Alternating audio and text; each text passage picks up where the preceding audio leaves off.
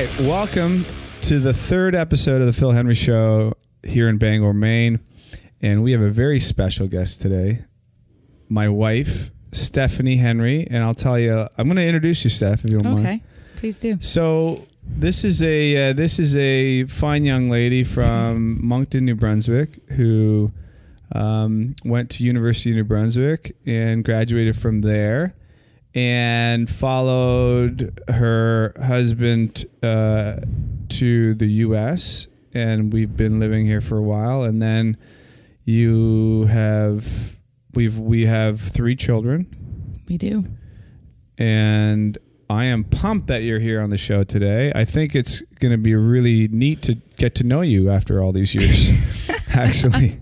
I was telling Zach, I said, I'm going to probably get to know more about my wife today than I have had a chance to speak to you in the past several years. That because could be true, we don't have a lot of... we just pass in the night. Right. The day. Or day, depending on the situation. So true. With that said, why don't you introduce yourself? I mean, a little bit about your background. I want to know, like, a little bit of where were you raised, a little bit about your family. Jack of all trades. Yeah. Well, I was born long ago. So I'm from Moncton, New Brunswick. I grew up there with my 2 sisters. Pretty basic childhood, played sports. And then went to university in Fredericton, met Phil. And then it's history after that. We came down to the U.S. Well, actually, we had a little bump in the road at some point and had a child in 4th year of university. That was interesting. Oh wow, we're getting right. You're just may as well jump right in. Holy mackerel! So you're going right to the meat. Right okay, to the meat. Holy, I was thinking we would gloss over that, but so okay. So you're saying that you and I during our university career made a boo boo, and well, it turned out actually to be a blessing. So then we got through that, came down, we moved to Boston, and Phil worked as an engineer. I took care of the babe, and we moved to Marshalltown, Iowa for a year. And then we came back to the Boston area, had a few more kids, and then got moved to Bangor. Here we are. 3 kids. Yeah. 3 no, kids. I got to say, I guess one of the things I wanted to talk to you about today was, first of all, it's the fact that, you and I have been married for 15 years, right? Is that a right number, or am I? No, almost 17. That's what I said. 2 years off. So, no biggie. So that in and of itself says a lot about us as a couple. That means that I tend to forget and neglect details, which is part of my downside. That's true. And you are very detail oriented, which is true. Really what it's a yin and yang. It's true. Maybe that's why we make a good team. Maybe. Right. Mm-hmm. Right. And I think that one of the things that I always am curious about is that, we've talked about this over the years, and that is that when we decided that we as a couple wanted the opportunity for you to stay home, because you recall being coming home from high school or from junior high, and your mom, you typically had your mother there, right? When you came home from school, I can't recall that. Not in high school. Okay. The rest of the time I did. So what was the driver for you to be, essentially a very present at home mom? Well, I think the driver for me was to just, I wanted them to get the values from us and not other people. Mm-hmm. And I just thought that it was important for them to, just to learn from us and not from others. Not from others, exactly. That's fine. I wanted them to remember when they were older, their memories. I wanted them to be with me and you, not... I love that. Other people, which, I think there's no right and there's no wrong. I think that everybody, different things work for different people, and that's what worked for us. Right. And there were pros and cons to it for sure. Most definitely. Some days might not have been so great in the Henry house. No. And I think that's very true. And the mother home all day. Right. Ripping her hair out. Right. And quite frankly, let's be honest. When neither of us really neither of us come from money. We really, and I think part of that is like we were doing whatever it took early on to basically pay the bills. Yeah, right? Exactly. And so that wasn't that the creates easiest. stress in an environment. It was. I know, and I think back to the first house we bought. I was talking to somebody about it the other day, actually, when we lived in Rhode Island, and we bought this duplex, and it was a piece of shit. It was so horrible. Bad. They're like, no walls in it, and we were like, woohoo, we've arrived. It should have been condemned. I'm not going to. It should have been condemned. Literally, the tub. We look and we reflect back at tub. The tub, when we have our youngest frolicking in the tub, and in the background there's mold. The white grout between the tile was so black that it was really embarrassing. We had to throw those pictures away. But we own that tub. What's that? But we own that tub. God damn it, and then the time when I thought this has also happened throughout the years. I don't like to digress, but this is a pretty good one, and that is that when I thought I was going to do something magical for you, and you disappeared for a weekend, and I thought I would renovate the one and only bathroom that we had. We had 2 kids, and we have 2 small children. And when and I realized deep into Sunday that there wasn't a fucking chance in hell that I was getting this thing done. So when you arrived home and there was a toilet in the driveway, and when you walked in and the bathroom was no bathroom. There was no bathroom. No bathroom. That didn't go well for me. No, so we got to use thank gosh, we had wonderful neighbors that let us use their bathroom for a whole week. Well, Phil hired a contractor to fix my mess when he went back to work on Monday morning. So I like the and I will be honest. I think part of us connecting on the level of you staying home with the kids, I think that is something that really we were aligned with, and I appreciated about you, because that's a huge sacrifice for anyone really. I mean, the sacrifice that early on, when maybe I was not so appreciative, I was more consumed with my job, working, getting to the next level in that career, so that inevitably it came down to money at that time. I wanted to make more money, so that I felt like the more money we would have coming in, the more stress we would relieve. But there's a balance there, and that is that when I would disappear for so long and I would be on the road, it created more stress for you, and it also and then for me, the guilt and shame associated with leaving my children and you home, really, it caused some challenges for us over the years. Yeah, there was definitely some friction there, I think, with, especially I think when I went to university, I really planned on a career. I didn't plan on staying home with my kids at that point. You're 19, 20, you're young, and you don't really think too far ahead, but because I didn't really think that I'd play that role. So that wasn't really in my head. And then I was playing the role, which we'd agreed to, and I thought was good at the time, but you still think that, he's out with a career and I'm sitting home with these kids, and I gave up everything that I wanted to do. Right. And so, I'd say can be a little animosity there, whether you think you're doing the right thing or not. I agree. I wanted to be home with the kids, but at the same time, it's like, well, geez, when do I get my career? Right.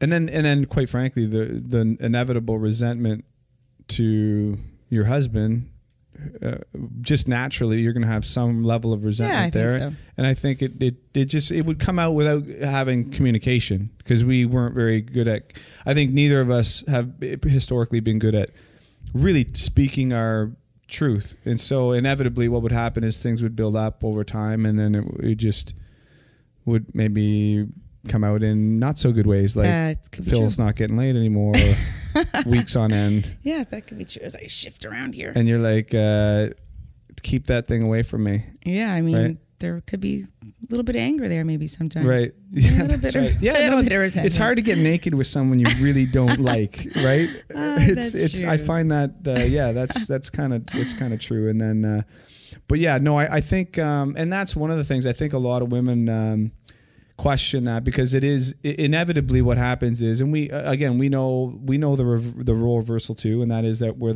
maybe the the woman in the relationship is the main breadwinner, if you will, and then maybe the husband stays home, and that works. And there's all sorts of options and possibilities. Yeah, and I think that, you know, whoever is the breadwinner, it's you know, the other person feels like they're asking the breadwinner for money, and it's like their money, it's not your money.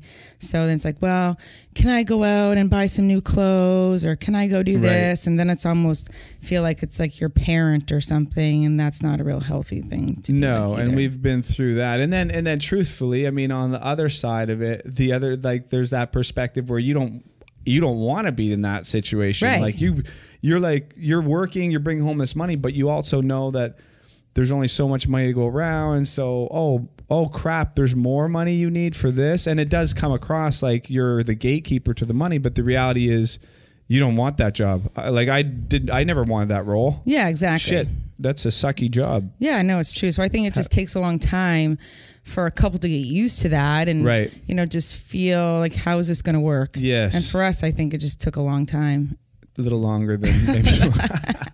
Is that what you're saying? It took a lot longer for us to learn than most people? Okay, that's fair. I get it. All right. No, I think that's true. I think you know, I just you know, now that I think about, you know, where we are and really I think how far you come. I'd say, in your opinion, what do you think, like, if you what keeps you committed to a relationship with someone? I feel like is maybe like, I think one of my personality traits happens to be that I'm driven in the sense that I'm always looking to like move to another. So it's like I feel like, you know, there's always this push going on, and I know that you've been just incredibly loyal and patient with me. But what keeps you in the game? Well, I think that I grew up with parents who stayed together forever, and so did you. So I think that if you have that, you know, that base, I mean, divorce really isn't an option. I guess, I mean, of course, it's always on the table, but I think that if you go into it with that mindset of, you know, we have to make this work, because even if we do get divorced, then you're going to have problems with somebody else. Everybody's got problems. So it's just, you know, you're going to tackle it head on and get through it and then get to the other side. Because when there's a foundation there, we knew before kids, before all that stuff, we had so much fun together. And then all this stress happens in life. Well, every relationship has stress. So I think that it just depends on how you handle it. And for us, I guess we went through it and we're still going through it. But when you get to the other side, it makes it worth it. So then it's easy to stick around after that.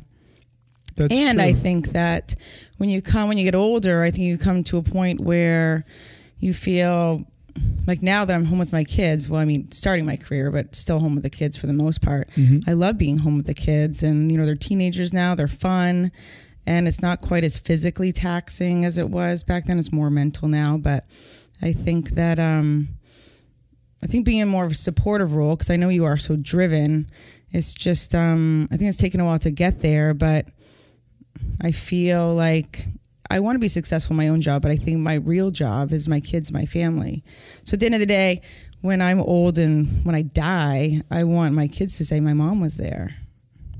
Yeah. I don't need to, whether I say I sold 20 houses or flipped this many houses, then I don't really care about that. No, and I love that. I think that's one of the things that brings, it grounds me, and I think that that's part of what has allowed me to grow to the point where I feel like I've grown to not only appreciate that, but I've grown to a point in my life where I feel like, you know, I deserve to have a woman of your caliber.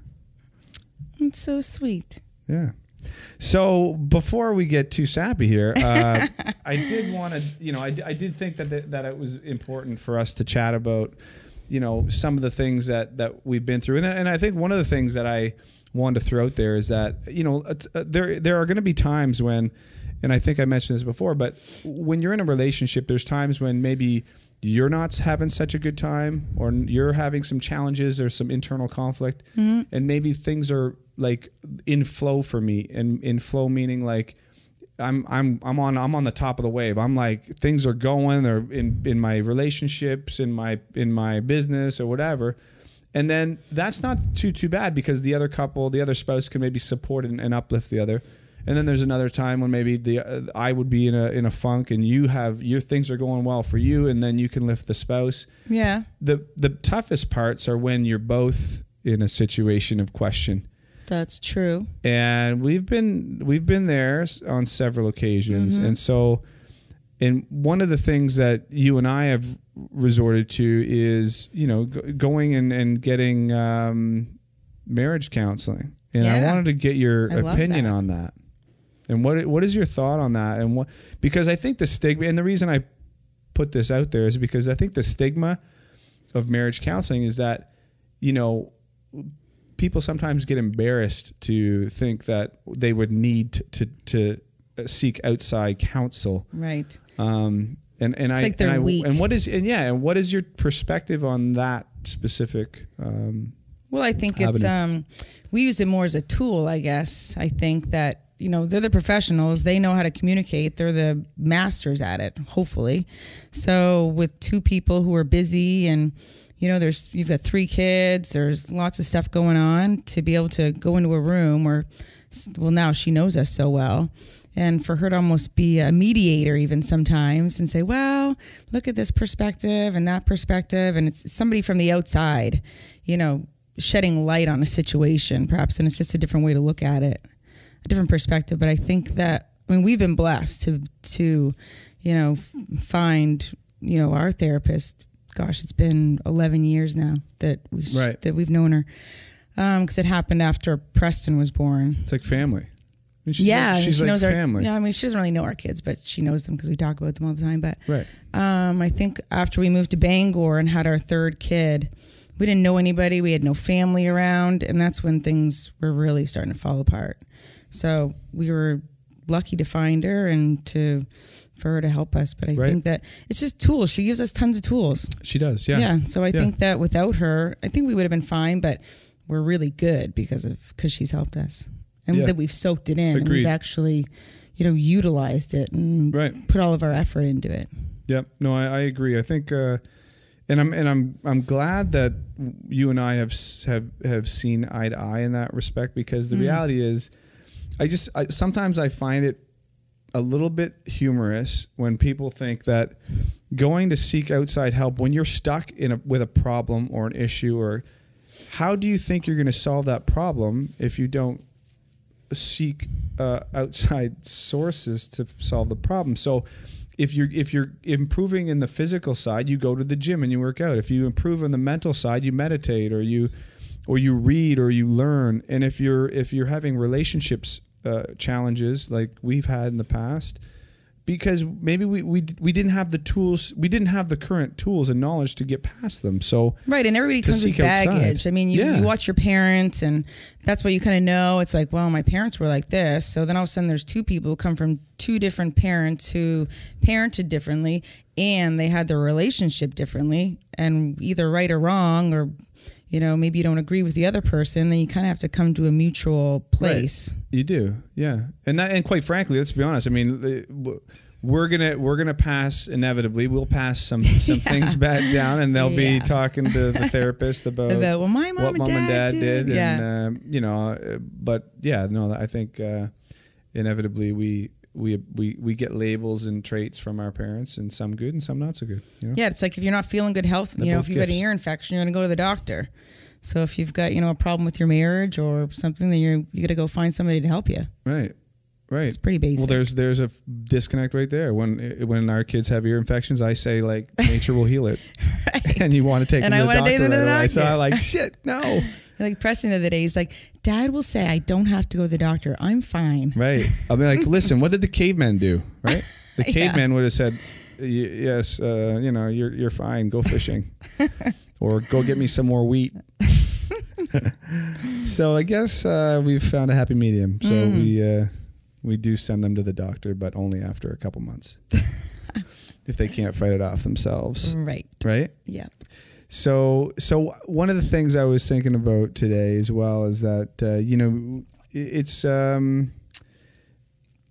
it's kind of one of those things that is a little bit sensitive of a topic, but what would you suggest to young couples that maybe are in a situation where, if we went back to some of the early days when there was that level of resentment, which created, what I would call the Heisman, when I would come into bed and you'd give me the straight arm Heisman. Oh my God. And what would you recommend? Like, if we could go back and do some things different, what would you say, not only to the man but to the woman in those situations?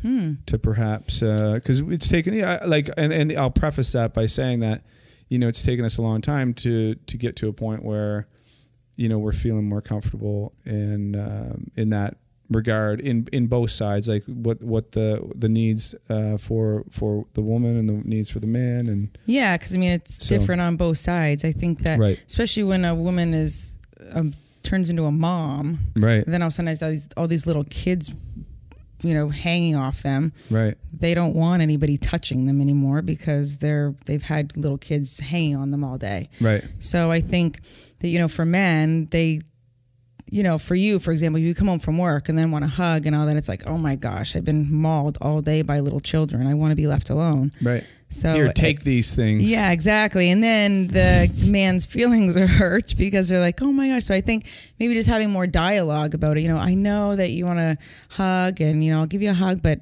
just saying it. Right. These kids have been hanging on me all day. And right. I need like maybe 10 minutes just to go for a walk or go for, a 30-minute run or something, and just get some time to yourself. But I think that there's always, with us anyway, I think there was always like a push. It's like, well, I need this. Well, I need this. And you're not doing this. And you're not doing that. Exactly. So I think it's more of stepping back and looking at yourself, well, what aren't I doing to help this? Or what aren't I doing to help, him? Situation. Yeah, or the situation. Yep. And just to be a little more, I think we're both pretty closed emotionally. We don't like to talk about our feelings. So I think just putting it out there, I think, and this is how I'm feeling.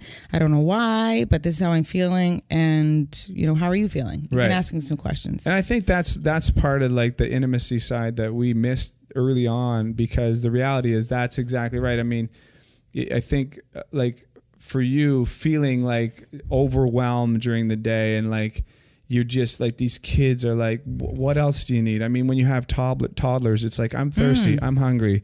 My diaper's shitty, yeah, it's true. It's crazy. And then I'm like, I'm in a stressful work environment trying to get to another level. I'm getting beat up by bosses and clients, and they're like, and then you come home and you're like, oh and my God. Here, goodbye. And then I'm like, I can't wait to just go home and see my wife and kids. And then you come home and your wife is like fucking furious, and she hands you two kids with two drool snotty and spit, little kids, and you're like, I'm leaving. And goodbye. Spit and vomit, and then a third one comes along, and you're like, what the hell is going on? Who made that choice? Yeah, right. Well, we wanted 4, and we stuck at 3. I guess it made sense. That was a good idea. But that is true. I mean, you come home, and then so as a guy, you come home and you're like, again, and I think both of us, it's like you want this sense of appreciation, but what the fuck appreciation for what? Look at what, like, the appreciation was like, hey, what do you like? Again, I think you hit the nail on the head. What is it, hun? What do you need? I know I've had a crazy day at work, but I know at home here must have been insane. So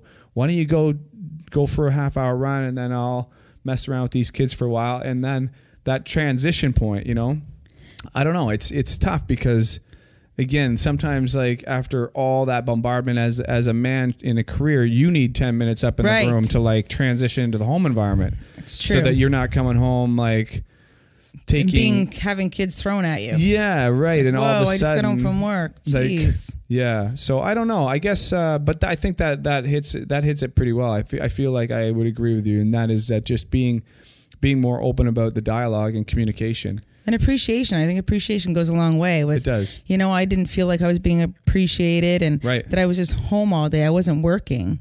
Well, you know, as a stay-at-home mom, you're working your ass off and you're not getting paid for it, but you're still working. And same with, you know, you came home and I took it for granted that you were at work all day. And I was like, yeah, lucky you. You were at work. I was home with these kids. Yeah, you know, whether you want to be or not, it's still, there's stresses on both sides. Yeah.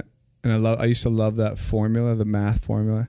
Listen, if you were going to hire out all these things, you'd have to pay $1.7 trillion a year. A cleaner, a taxi, an Uber. An Uber. I was like, 1.7 million for you to be hired full time? That's a lot of do-re-mi. But yeah, I guess it made sense. It was good. I think. But I think you just got to get through it. Yeah, I agree. At the time, you're in the trenches and you're just like, when you've got little kids, you're just like, you just got to get there. Yeah. You just got to baby steps. And sometimes, honestly, I think sometimes, at least for me, and I don't know about you, but you know, you're most willing to learn when your pain level is high. Yeah. So when it's like true. When you and I have had like some down and out, like very emotional discussions about, you know, hey man, is this all going to be worth it in the end? You know what I mean? Like, are we really meant to do this? Is it like, shouldn't it be easier than this? But the reality is that's when you learn the most. And I feel like that's when you realize, I mean, I wouldn't change a thing, because that's really what brought us here today. And I think that, you know, we're both, we're incredibly blessed to be, because really, I always go back to like when you and I started, you know, hanging out and dating. I mean, it was just there's something about chemistry that it's really hard to describe. Do you know what I mean? Mm-hmm. Like even like when your mom and dad, like they would be like, it's just like we just have a very unique chemistry. Yeah, on both sides. Yeah, and I think that's kind of a rare thing, and so anyway, wouldn't change anything, but I'm glad you were able to spend some time. I know you know, this is new, but again, the idea is that, you know, maybe sharing some things. And I think we did. I was saying earlier to Mike that, you know, the first 10 years of my marriage career I was a pretty shitty husband in a lot of respects, because again, I didn't have the tools necessary to do. It's not like I was intentionally sabotaging shit. No, definitely not. And it's not like I didn't love my kids and my wife to death, but I would keep fucking up over and over in different aspects.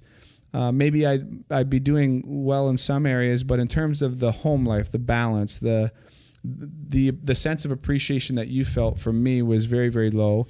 And I think in the kids, me being more of a rule maker and a rule follower and expecting, I mean, these expectations cause a lot of challenges. And as a man, I feel like, you know, if I could kind of rewind the tape, that would be something that I... Yeah. And I think for us too, the first 10 years, usually when somebody's in their career for their first 10 years, I mean, you're kind of hitting it hard a little bit. And lots of people don't have kids during that time. Yeah. You know, because we were really young. Right. So I think we had lots of things going on rather than just maybe one or two things going on. True. Yeah. Yeah. But here we are. Yeah. So. And I guess wouldn't change at all. I mean, even the good stuff, the bad stuff. It's all for a reason, right? Mm-hmm. Yeah, it's for a reason. So anyway, listen, I appreciate getting to know you today. Maybe really I can come back. I mean, I was talking to some ladies this week, and they listened to your podcast, and they're like, maybe this isn't for ladies. I was like, this is for ladies. God, this is it's I'm like, you can learn all kinds of stuff about your husband or your boyfriend or something. Or, exactly. No, I agree. I mean, listen, we're gonna you can get some women on the show, and hopefully, and I think you and I agree that this avenue. I mean, listen, this is not. It's not like we have a million followers but really the point of this is to open up dialogue between, because I before Mike left, I think one of the keys is that, you know, we all have learning opportunities, and so as humans we don't have to go through the pain. I don't have to touch the stove to know that the stove is hot. Right. If someone before me has touched it, I know fire's hot. I don't need to burn my hands off to know. So So the reality is, like, my hope is that some people will just take this opportunity and look at this as a catalyst to have conversations with your spouse about what you don't know or how you're feeling. And maybe you and I have talked about the fact that sometimes you don't even know why. I don't know why. It could be just long-term tapes in your head or baggage from the past or whatever, but you need to talk about it. And that's the whole intimacy stuff that you and I are slowly figuring out. And I'm 43. How old are you again? 39. Oh, wow. I know. I robbed the cradle. Boom. And everybody's got different things going on. And, you know, for me, it was a stay-at-home mom, then starting a career. I mean, some women have a career the whole time, right, and they're struggling with other things. And so everybody's struggling with something. And, you know, if you... Yeah, exactly. Yeah. So I think that, you know, people talk about it a little bit more instead of saying, oh, my life's so great and everything's so wonderful. Well, you know, talk about it a little bit. You might get some ideas. You might learn something, or, you know, maybe you'll feel a little bit better if you talk to somebody about it. Yeah. Maybe people will go to counseling. Maybe. Imagine, you know, talk to a professional. Yeah. Yeah.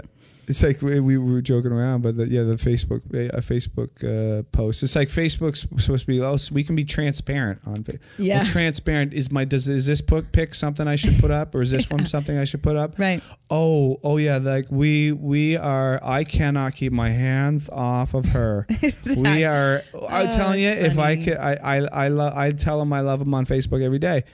And then please disregard my previous years. Everybody's airbrushed. We will be getting a divorce next week, and I appreciate all the support from my family and friends. But don't let it get to that. You know, be honest. Talk to each other. Yeah. Chat. We know it's not all rosy. Nobody's perfect. You got it. Hey, thanks for being a guest. Thanks for having me. Love you. Maybe I come back. Love you too. Thanks for tuning in to the Phil Henry Show. And so subscribe. Go to YouTube, subscribe, iTunes, subscribe. And send your questions right to me, directly to my email at philip@canuck-investments.com. We'll get back to you. Until next time.